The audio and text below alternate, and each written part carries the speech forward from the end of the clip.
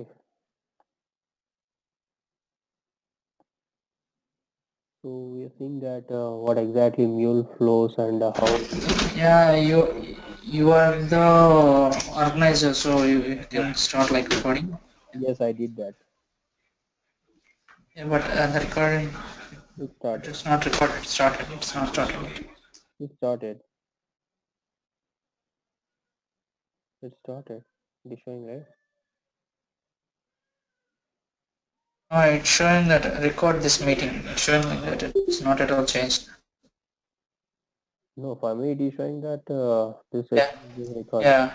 The session has been recorded. Now it's changed. Yeah. Hmm. Yeah.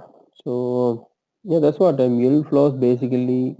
You can have a Mule source and you can have the processors, a list of processors which like a building blocks. You can keep it as a sequential, and once the request received on the message source, it will be processed to the list of building blocks and will be sent it to the end systems like database or SaaS applications or whatever it is.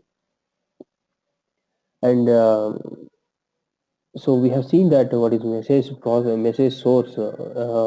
We already used HTTP listener as a message source to receive the message from the front end applications or whatever.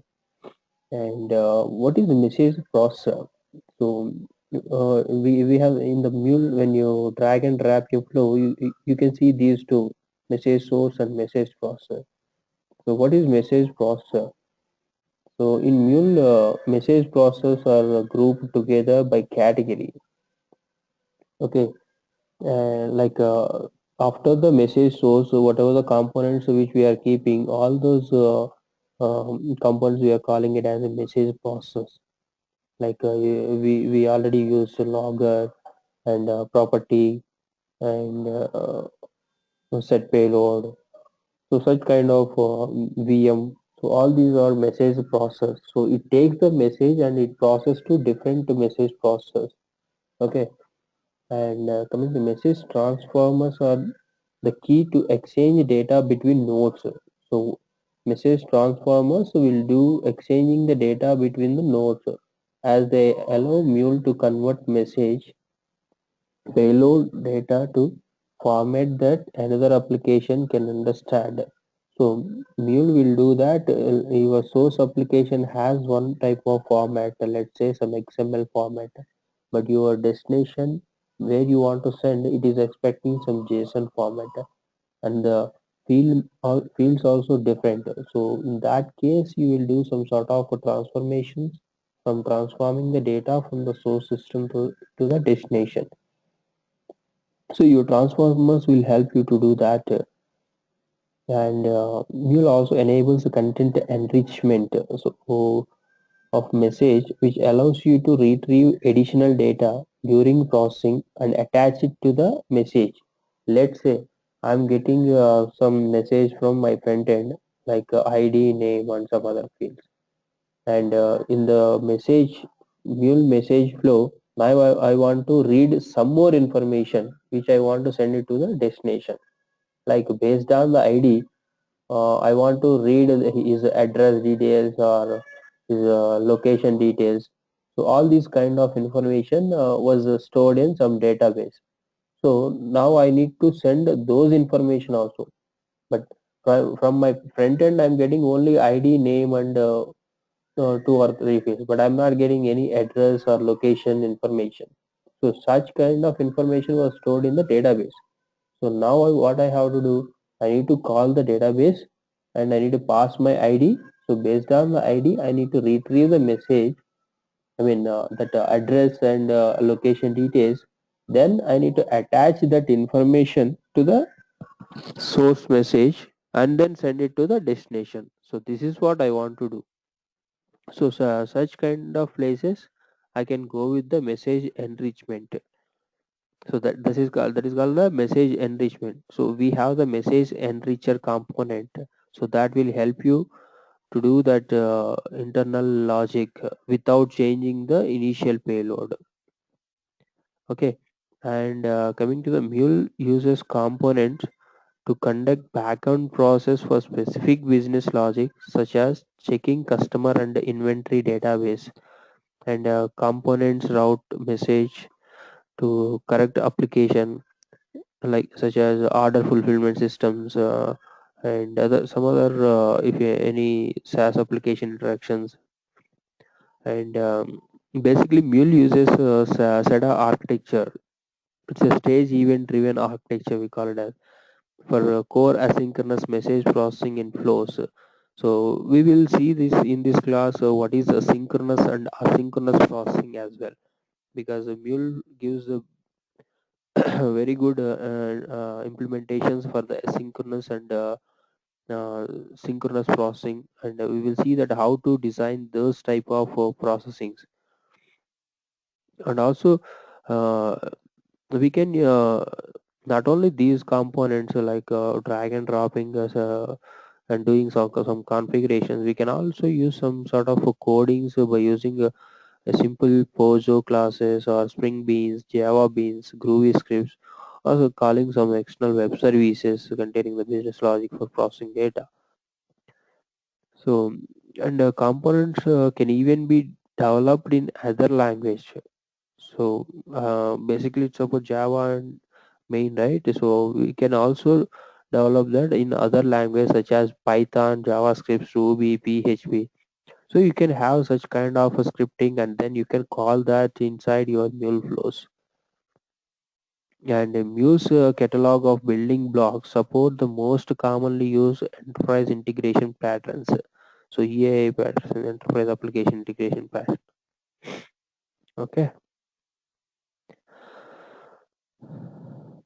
So any doubts in the screen? Then I will move to the next slide. Yeah, I have no doubts till now. Okay, that's good.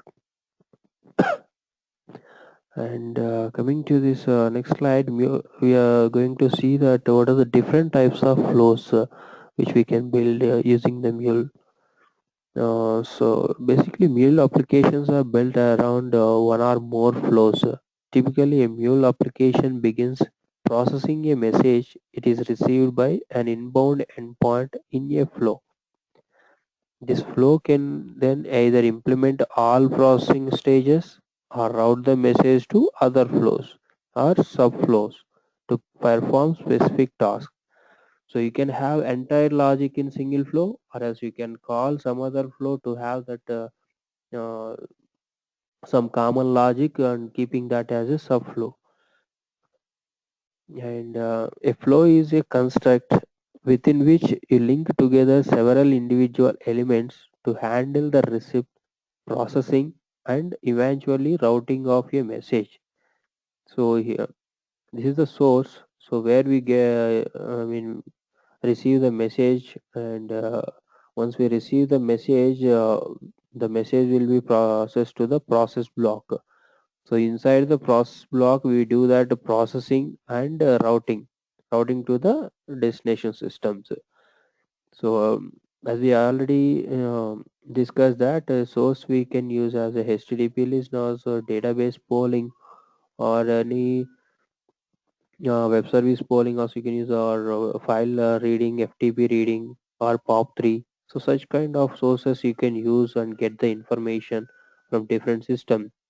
And once you have some data, then you can build your business logic inside the process block. And once your business logic is complete, then you can route it to the destination system. And flows are sequence of message processing events. A message that enters a flow may pass through a wide variety of processes. So we can use a list of processes, as we have seen that set payloads, transformers, or else some log on database components. So these all are message processes, and Mule applications accepts and process events as messages through several message processes plugged together in a flow.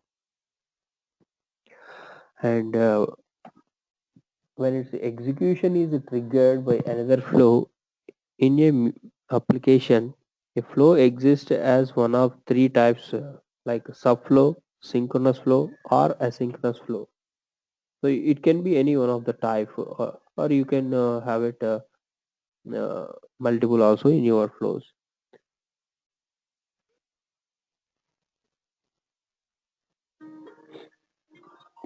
So what is exactly a subflow? A subflow process messages synchronously relative to the flow that triggered its execution. Basically synchronous, and always inherits both the processing strategy and exception strategy employed by the triggering flow. While a subflow is running, processing on the triggering flow passes, then resumes only after the subflow completes its processing and hands the message back to the triggering flow. So, uh, le- it will process synchronous way. Synchronous means you are sending some request and you are expecting some response back from that flow. So that is called the synchronous flow. A request response flow is called a synchronous flow. And asynchronous flow means you are sending something and you don't bother about that whether it is successfully processed at the end system or not. You just submit it, that's it, your job is done. So that is called the asynchronous flow. You are not expecting any response from the system. So that is called asynchronous flow. So in the subflows, basically the process message synchronously, and processing and exception strategy would be of a parent flow. So you cannot have a separate processing and exception strategy inside the subflow. So if you see this flow, we have the error handling, but when we drag a subflow, you will not have any error handling. So it will inherit the processing and exception strategy from the parent flow, basically. Okay. And when the execution starts, how it behaves, while a subflow is running, processing on the triggering flow passes. So it will pass the processing of the triggering flow, then resumes only after the subflow completes its processing and hands the message back to the triggering flow. So once subflow completes and hands the message back to the triggering flow, then only it starts processing the remaining message process. That is called the subflow. Okay.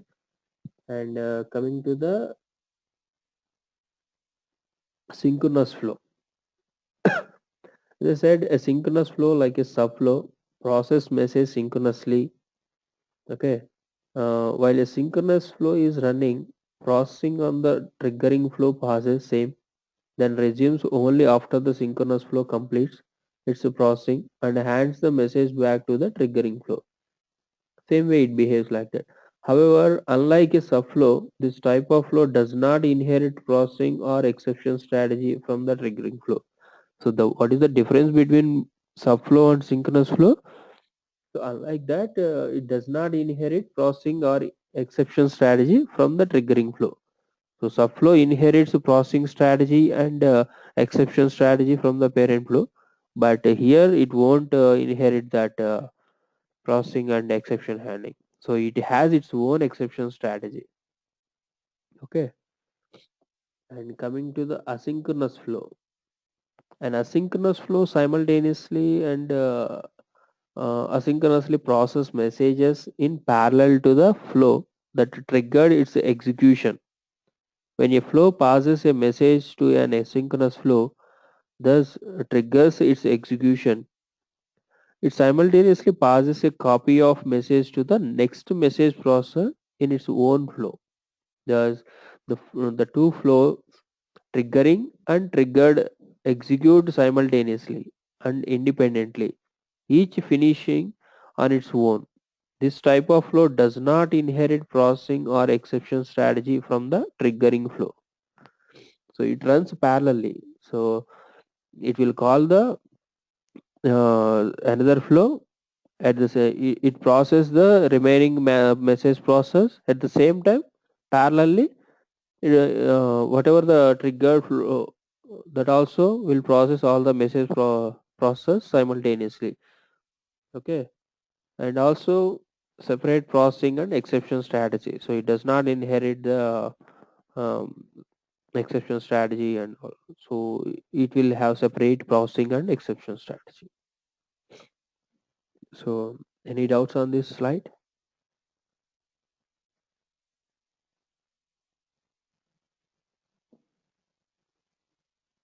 Okay. Hope you guys able to hear me, right?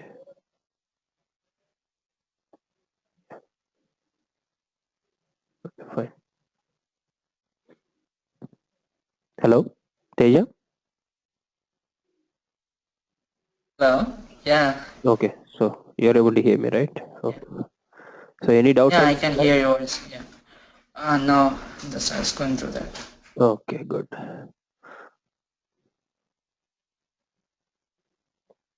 Okay, let me jump into the demo and see that how we can implement a flow and a subflow kind concepts.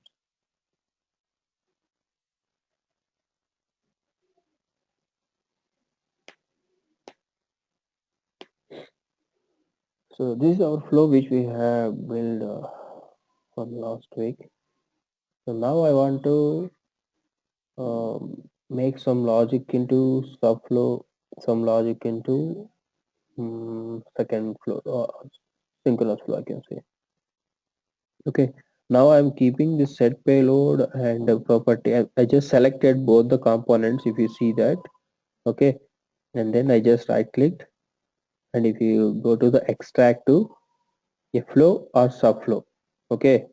Now I'm saying that it's like a subflow I want to use, or I want to say flow. Okay, now I'm giving this as a flow to the name. Okay, and just click OK.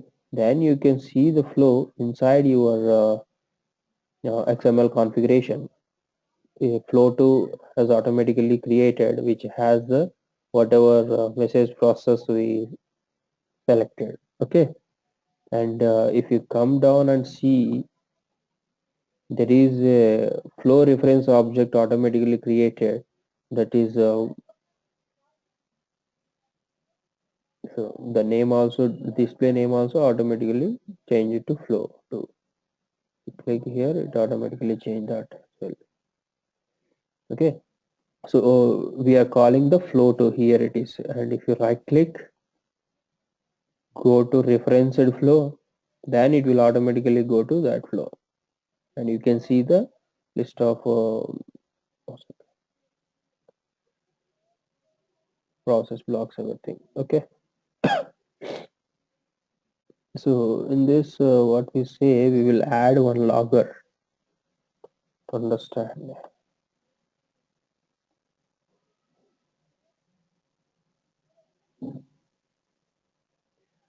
and we'll write something here, and this is flow to. Okay,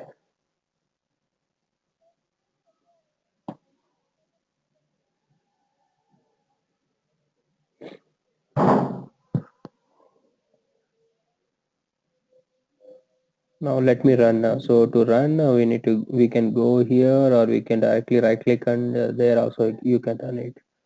So there are multiple applications which I was already running. So I need to select a demo which I want to run.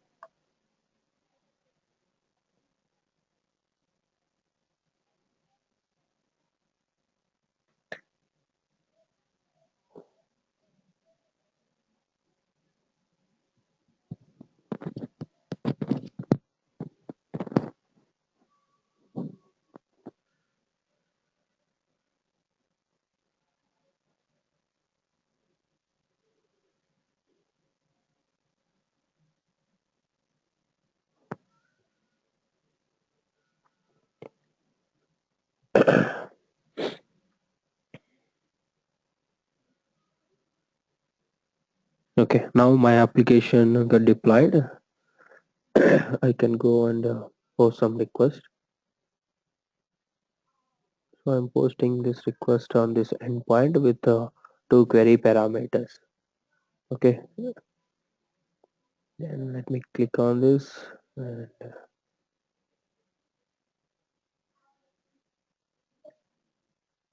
I think I did not run in Debug mode. Let me run in debug mode.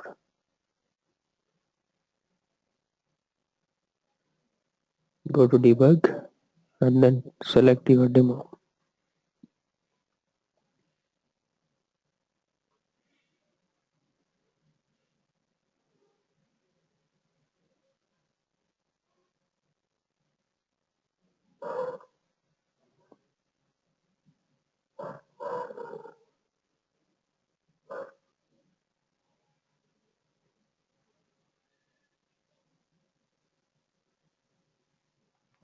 Here, I just want to tell you one thing. Sometimes you may experience some kind of problem, like when you are running in debug mode, but still it will not show you in debug mode because the port might be blocked. Sometimes, if you're directly without stopping, and if you're directly closing and you're directly ending your session, so the port will be blocked and you cannot use the same port, and your debugger will not enable you. So in that case, what you have to do is just right click on the application and go to debug gas or run whatever it is, and go to the debug configuration. So previous we used to click on directly Mule application. Instead of that, you just click the debug configuration. So inside the debug configuration, there will be a pop-up will open. So in that, you can easily run multiple applications simultaneously also by giving one name.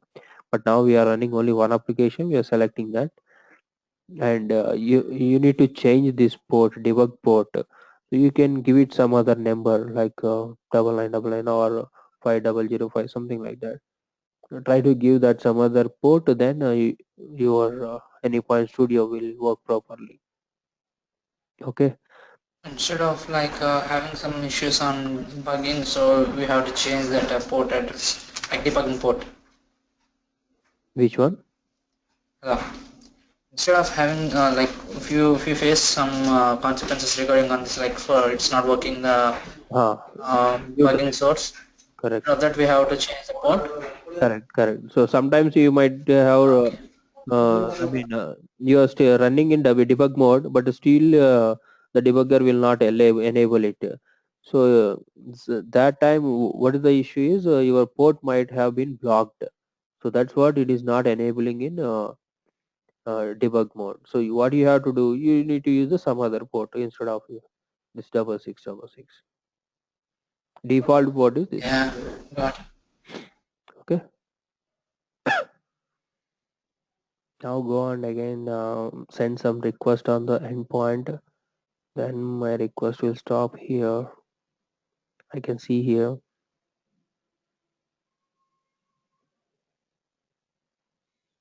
Okay, now I am at flow 2. So when I click next, what I am the expected behavior, it should go to the flow 2. Okay. Now if you see that from here directly jump into the flow 2 message processor. So in this flow 2, I am not using any source. Still you can use some source like reading data from database system or something like that. You can use it. Okay. Now let's click next. So if you see that your logger executed, and you can see that this is the flow to whatever we have set, and also you can see the payload what we assign.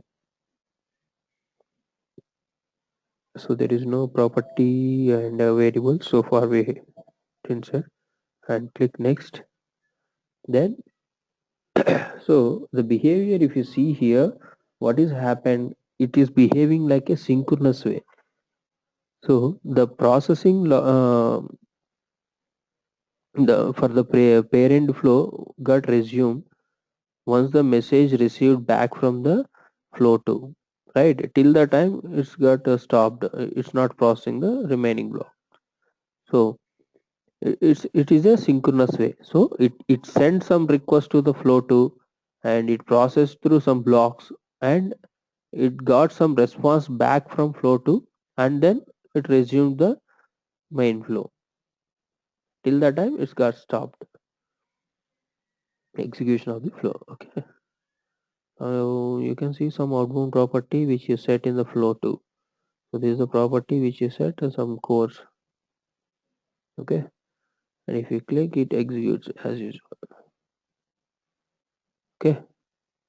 No, so now you got how to create a synchronous flow inside that, so request response flow, and you learned how to call another flow inside your flow by using the flow reference component. Here we what we did, we directly let me just undo and show you what exactly.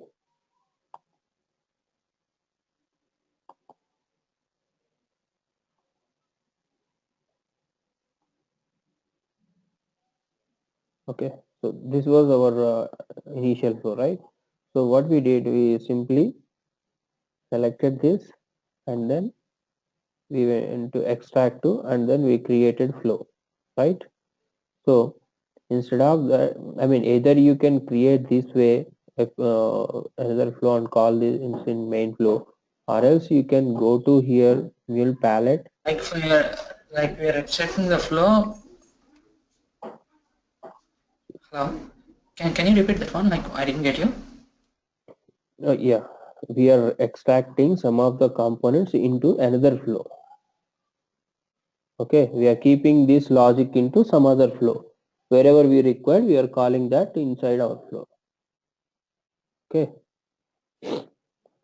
so what I'm saying, the Okay, okay. way you create a subflow and I mean flow or subflow and calling into the main flow, either you can select the components whatever you want and keep it into one blocks or one flow, or you directly it will automatically create the flow reference component. It will reference. This is the one way, and or else you can directly go in Mule palette and just type flow. Okay, you can see that a flow. Okay, just drag that flow here. Okay, so in this flow, you just whatever the components you want go under flow, uh, you just select that and drag and drop it here. Okay, so here what is the component we require? We need to call this flow inside this flow, right? Now what component we have to take? Flow reference.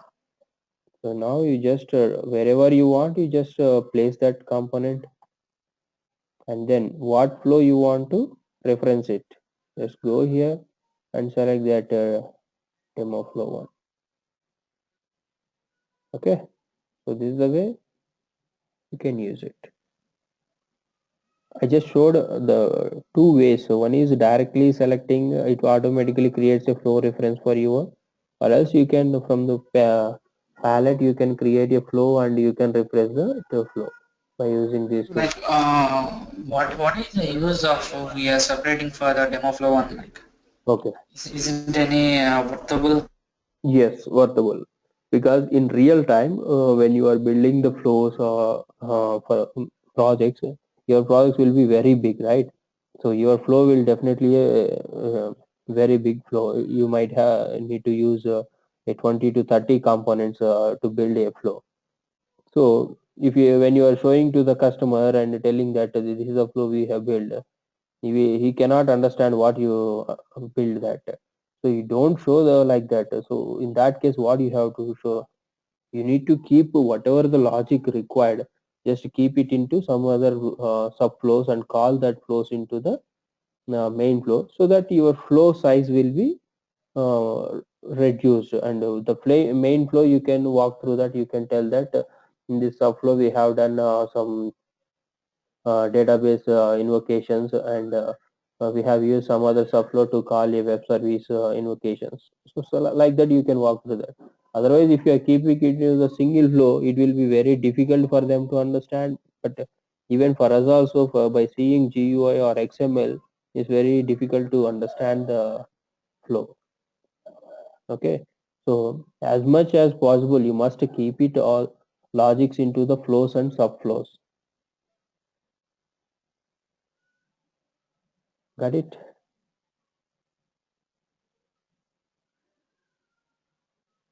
Yeah, got it. Yeah. And also one more thing I want to highlight here, reusability kind of thing. So reusability, how we use the reuse. So let's say I'm calling this specific logic in the second flow. I build some specific logic. Let's say that DB to look up or some other Isn't like in the variable? Isn't like in the variable and the session variables? where.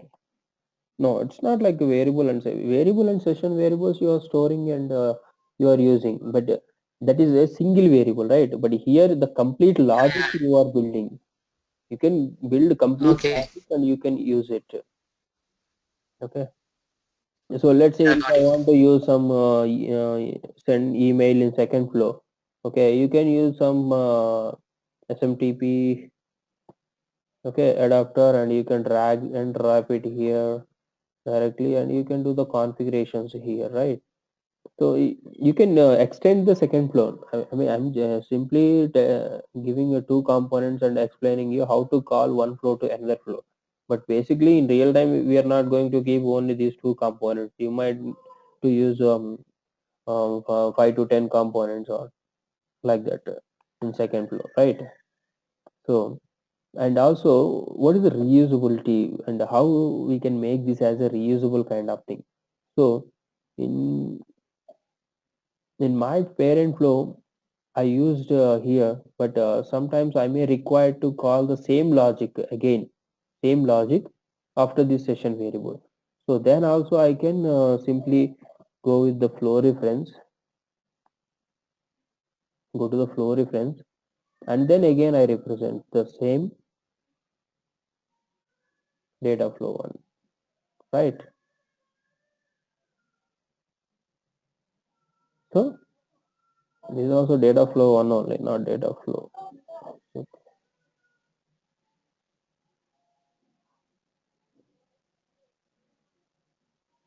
right? So I think you must understand now what exactly how reusability kind of thing. So if I want to build the same logic, let's say this has five to ten components. What I have to do? I need to keep the same 5 to 10 components in this place. Again, I need to keep the same 5 to 10 components here. The logic is same, but still I need to keep all the components. So instead of doing that same rework kind of thing again and again, you just understand what the logic you are keep you want to use each and every time multiple times and keep that logic inside some block and call that logic wherever you want in your flow and n number of times you can call it. Okay, so that will reduce your flow size. At the same time it makes a reusable kind of thing. Got it? Yeah, I got it. Okay, good. Now I want to keep this into the subflow. So how can I do that? Either you can just select those two components, whatever you want to keep that in subflow, right click and extract to the subflow. Okay, or else what else I can do? Go to the Mule palette and type a subflow, drag and drop it to the canvas and copy paste these two, cut these two objects and paste it into the subflow and use the flow reference and call that subflow. These are two different ways. Both are same. Which way you feel good you can just use it. So I'm just selecting these two components and then extracting to the subflow. Then I can give my subflow name, subflow. So it automatically created a subflow and also it automatically created a flow reference. If you see that, you no need to create a flow reference as also. So when you are extracting into subflow from the flow itself, it creates a subflow and it creates a flow reference component for you. But if you are manually want to create, you need to go to the palette and you need to drag and drop and you need to use the flow reference component. Okay, so this is the way I'm doing subflow. So if you see that all the components got reduced, number of components. Okay, now let me keep it one more logger. inside here. I'm saying that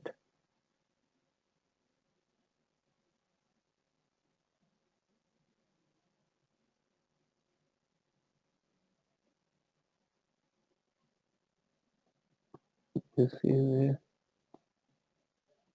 subflow.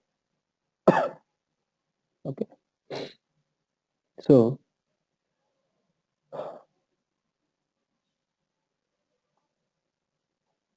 and what I want to tell here, if you see the flow, yeah.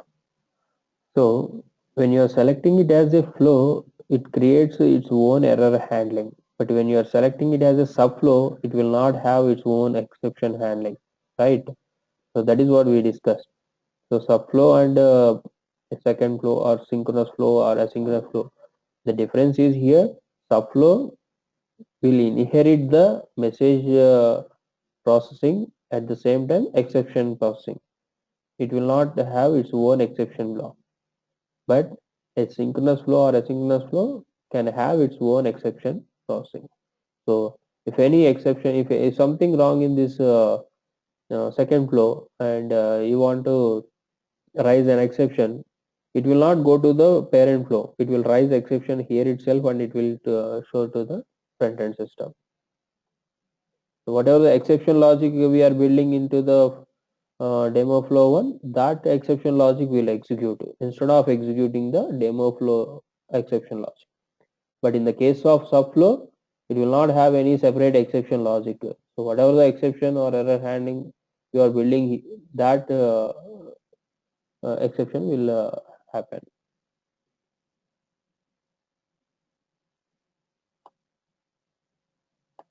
Let me,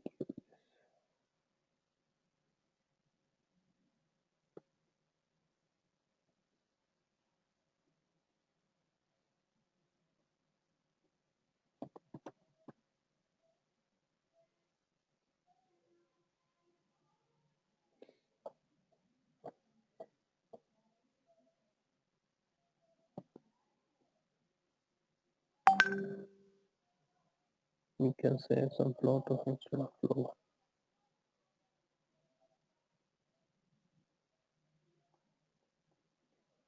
You can change namings also anytime whenever you want. It doesn't matter.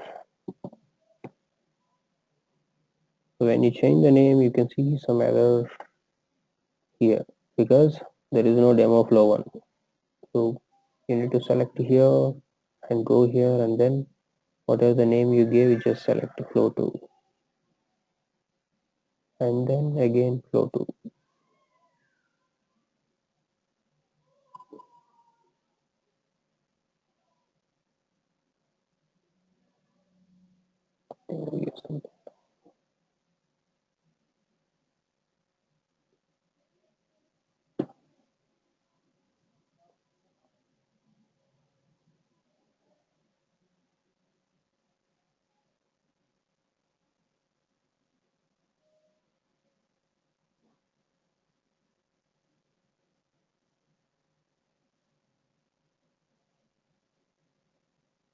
Okay, so now we'll execute and see how.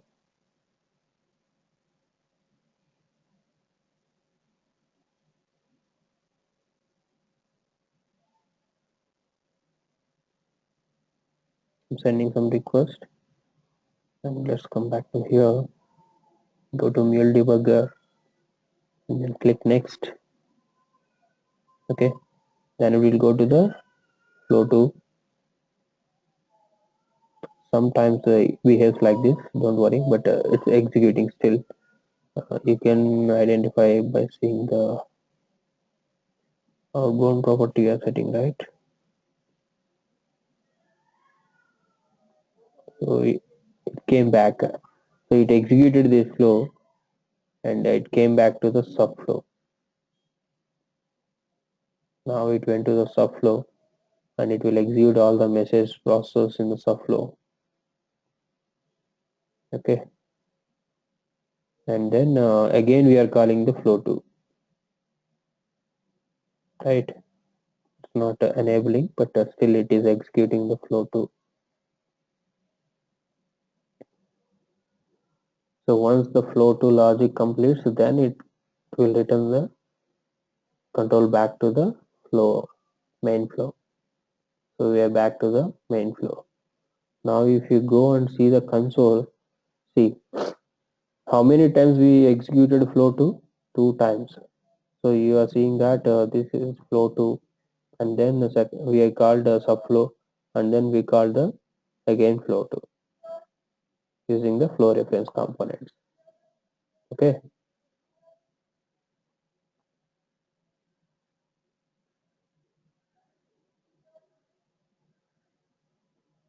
got it, or you have any doubts on this?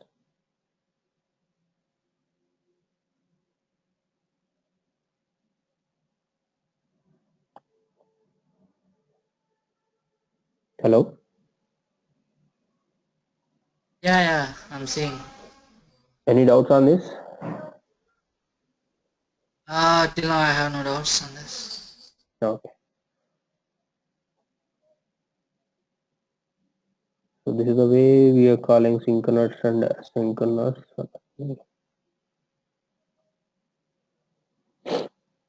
Okay, so we build like this a flow A, and which has some components, and then it calls the flow B.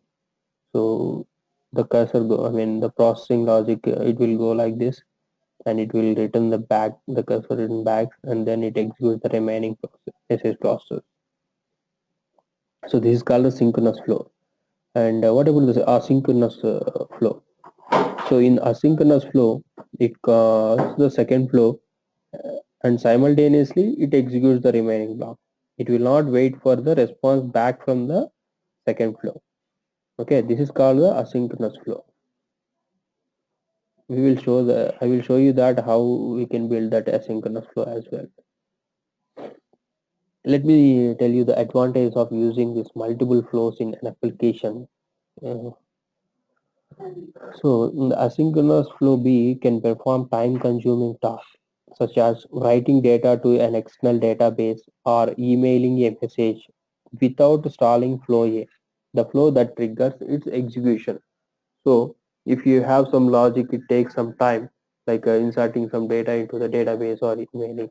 So such kind of logic you can make it as an asynchronous flow, and then you remaining logic will execute as it is. So that will make the time consuming. And flow A and flow B can respond differently to errors. So you can have the error handling, as I already showed that how you can have different errors inside the flows. So flow A can have its own error handling, and then flow B can have its different error handling. So breaking up complex operations into a series of smaller flows or subflows makes applications, whether in a GUI or in XML code, easier to read. So as I said, you are keeping a multiple message process, it will be difficult to understand. So you can have the, does it stopped? Teja, are you there? Yeah, yeah, I'm here. Okay, because I heard some sound. No, no, Okay, I'm so here. breaking up complex operations into easier series of smaller flows or subflows. So we already did that, and we understand that how much easy to understand the main flow. And the processing actions in a flows or subflows can be called and used by multiple flows in an application. Okay, this also I already showed. We can have it that in flow, and we called multiple times. And the cluster of Mule server clusters, when you are keeping it as a cluster mechanism, then the message can migrate between the nodes when sent to an asynchronous flow. This allows for load balancing between nodes and higher performance of applications. Okay, so how to make an asynchronous call and all.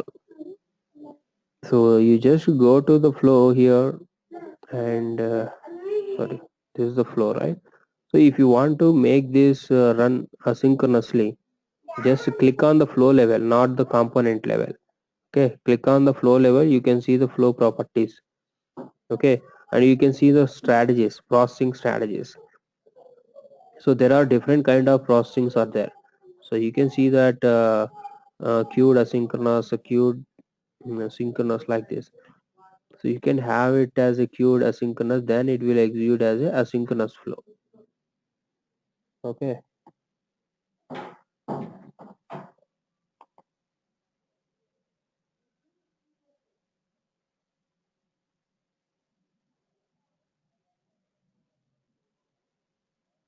now let me run and see how it will behave.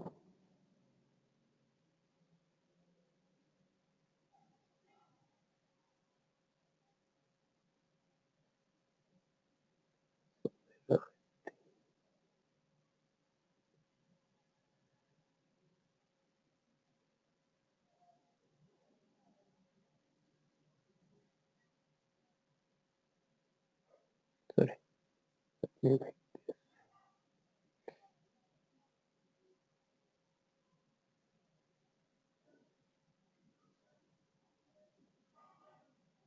I will explain in later classes how different processing strategies are there, like synchronous, asynchronous. So we already seen.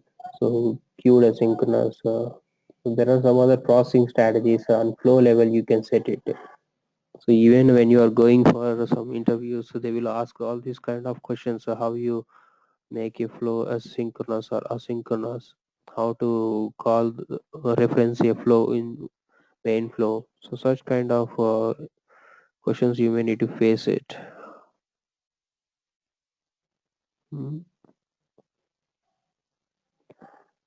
I think we're missing something here.